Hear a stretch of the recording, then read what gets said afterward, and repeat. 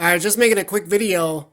If you're looking at buying like a new power station and you do a lot of AC charging, so in other words, you charge it a lot from the wall, just something you might want to look into before you make a purchase is a lot of these newer power stations come with just a generic cord like this instead of having like a cord with an adapter box.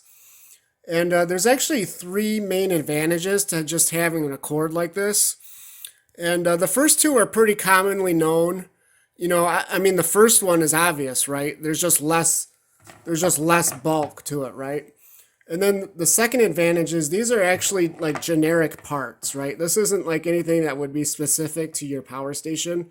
A lot of computers use this. There's a lot of use case scenarios for these cords, these kind of, three prong, three outlet cords. You can pick them up. You can pick replacement parts up basically anywhere for these things, right? So they're easy to replace if you lose them. But the third advantage that a lot of people don't always mention is that when you plug this into the wall, there's no actual connection being made anywhere in this cord, right?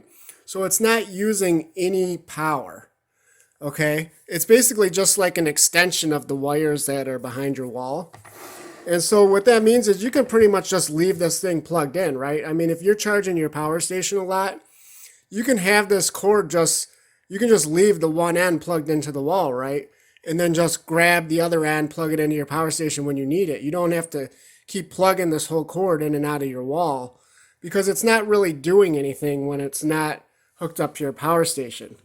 Whereas in comparison to like this thing here, this is what you would typically find on a lot of the older power stations, ones that basically came out before this year,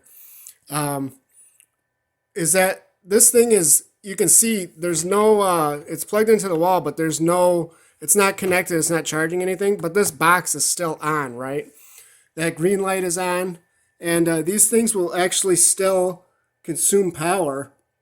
And look at that label right there, right?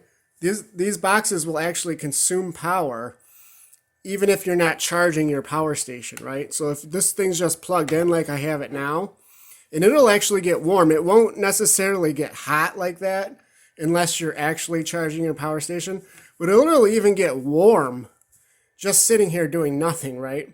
So you don't want to just leave that plugged in, right? So yeah, just something to consider if you're looking at buying a new power station. And you do a lot of AC charging, right? If you're doing solar or whatever with it, then this doesn't really matter too much.